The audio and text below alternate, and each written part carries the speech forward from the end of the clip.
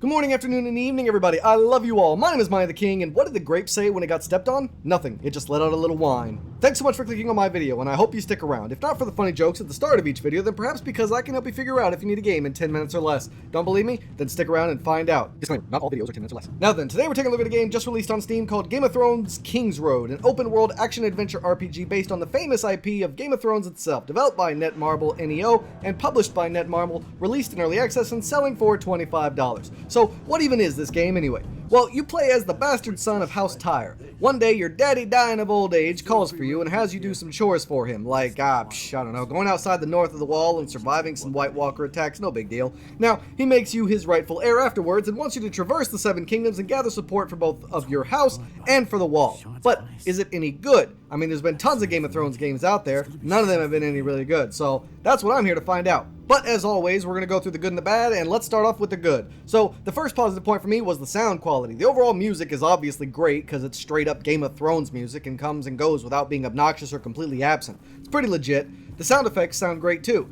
The sword on sword, the stepping around, the ambiance, like it all sounds the way you want it to. And there's voice acting galore. It's everywhere, and it's actually really well done. I'm fine, child. Mary cares for me well, just as she did for you when you were a babe. I'll ride to Winterfell. Bring their maester here. So yeah, overall the voice acting was actually pretty top notch, and I was enjoying the overall sound design in this game.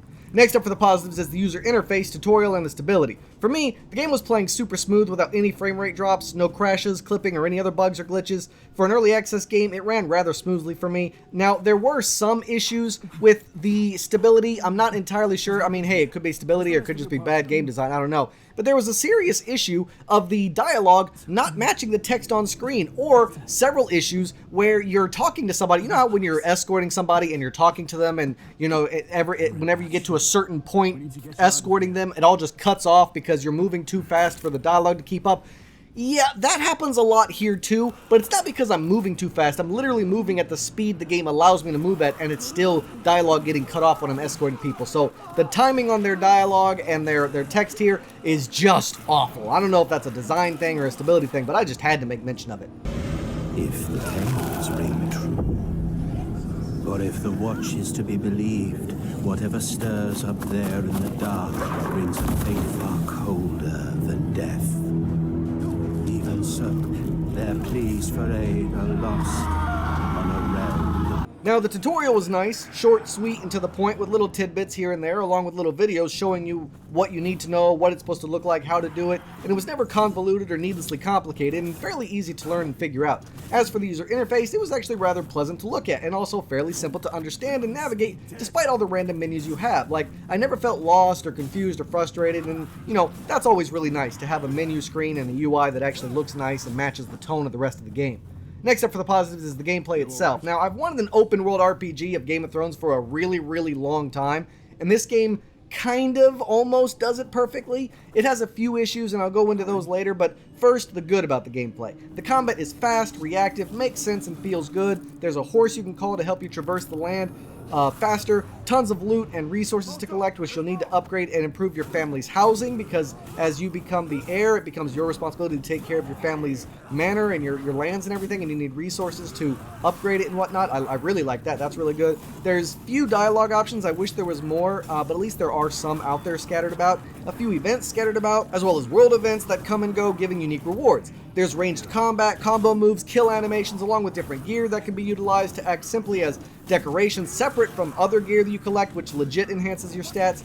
There's a stealth sneaking mechanic where you can assassinate people, various skills and talent trees that you can level up to improve your fighting style, as well as 3 different classes you get to pick and play as. You've got the mercenary class, the knight class, and the assassin class, each with different play styles and abilities, and what's more, you can create your own character with a rather in-depth character creation screen, which I was definitely not expecting, especially not expecting this level of depth.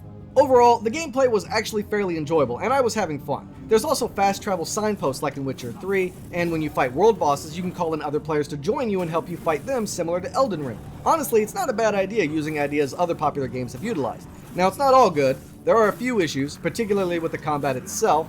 It's kind of super duper easy. See this? I'm showing you how fast it takes me to beat this boss.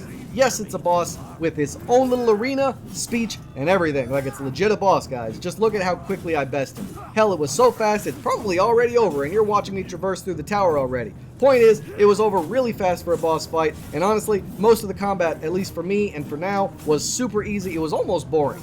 But the game spices up the combat with a variety of enemies, as well as I mentioned earlier, the stealth mechanics with that assassination function or sneak attack in the game. Overall, the gameplay was far more fun and intuitive than I was expecting, even if it is super easy at times.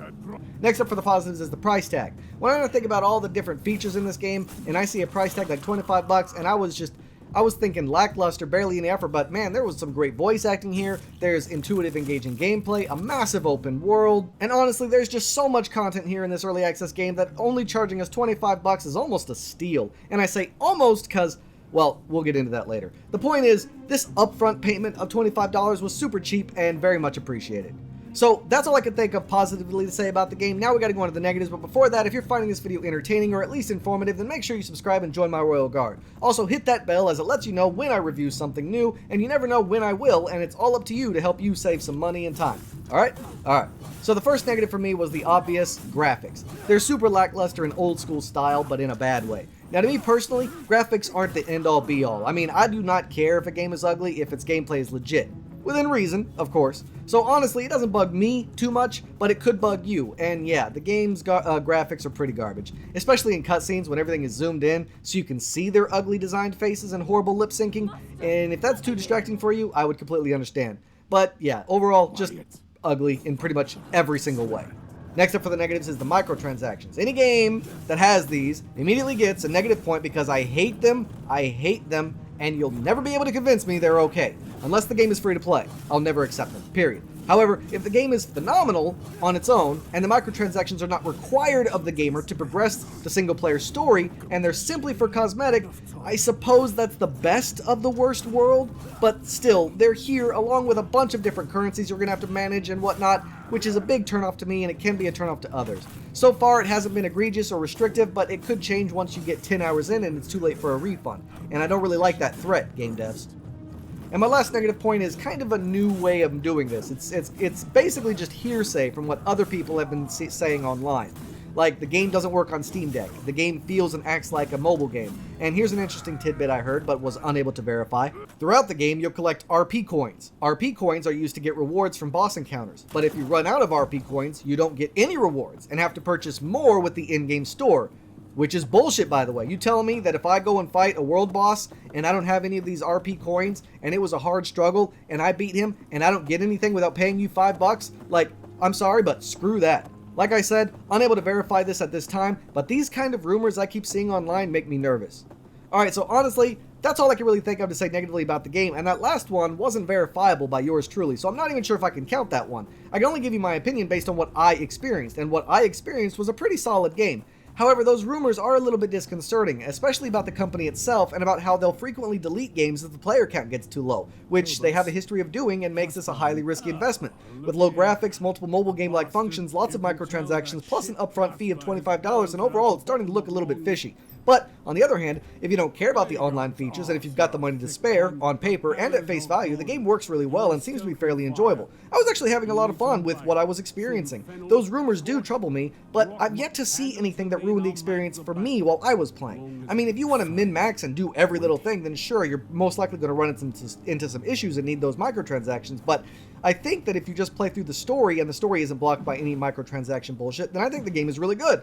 I was having fun, and it felt really well put together and really well designed overall. I can't recommend you avoid a game based on rumors, so at your own risk, take what I say with a grain of salt, but I think this game is really good. I think it's worth its asking price, and I think it's not a bad investment to make. The base game was fun, intuitive, creative, expansive, and all blended fairly well together to create an immersive, engaging experience. So yes, I'm going to recommend checking it out. At the very least, it's worth $25. And if you're having a lot of fun with it and wanted to spend some extra money in their shop for cosmetics, then I guess that'd be fine too so far. I mean, from what I'm seeing, it's good enough for that. As long as they don't restrict the quests and story with microtransactions, then I don't see much of an issue here, especially since there's no PvP. It was nice to see an actual open-world RPG based on Game of Thrones, and despite it looking like a much older game, it was still a lot of fun to play through. Now obviously I'm not going to be able to talk about everything in this game, but from what I've seen so far, I think it's pretty good. But that's all the time I got for this video, everybody. Thanks so much for watching, with a special thanks to those of you who stuck around to the end. If you have any questions or concerns, please let me know in the comments down below. Don't forget to like, share, and subscribe, and I can't wait to see you all again on my next adventure. So until then, I bid you all farewell.